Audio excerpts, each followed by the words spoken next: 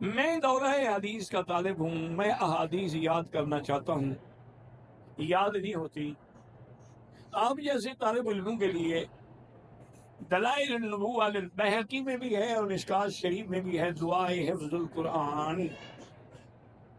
حضور پاک نے سیدنا علی رضی اللہ تعالیٰ عنہ کو وہ دعا سکھلائی تھی کہ ہر جمعرات پڑھنی ہے، 4 رکعت نماز پڑھنی ہے، پھر وہ دعا ہے اللہم ارحمنی بترک المعاصی ابدا ما ابقیتنی۔ آپ نے فرمایا یہ 7 جمعراتوں تک کرو۔ حضرت علی فرماتے ہیں میں تو صرف 3 جمعرات دیکھی ہیں، اس کے بعد مجھے آج تک کوئی چیز بھولی ہی نہیں۔ تم بھی ہو، عالم آدمی ہو، دور حدیث کے طالب ہو، وہ حدیث نکال کے وہ دعا۔ اچھا ویسے لوگوں نے دعائیں چھاپی الگ بھی چھاپی ہوئی ہیں۔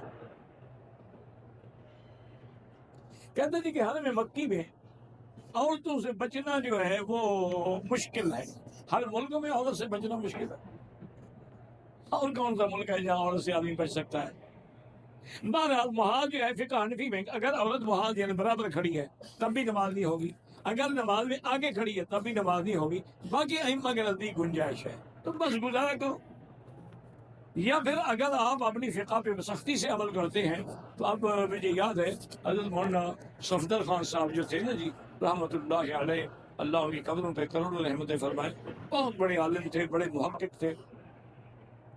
وہ تشریف لائے نا، مجھے یاد ہے آج بھی، تو وہ ہمیشہ نماز کے لیے انڈر گراؤنڈ چلے جاتے تھے اور دیوار آگے ہوتی تھی، کہتے باقی سے اور کوئی حل نہیں نماز پڑھنے کا، نماز تو صحیح ہو جائے نا، آگے دیواریں، آگے بھی عورتیں نہیں آ سکتی، ادھر ادھر بھی میں دیکھ لیتا ہوں عورتیں نہیں ہیں۔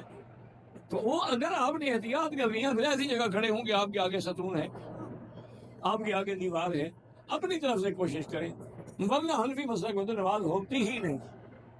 لیکن باقی اما کہتے ہیں کہ محاذ کا بھی فرق نہیں ہے، محاذات کا کوئی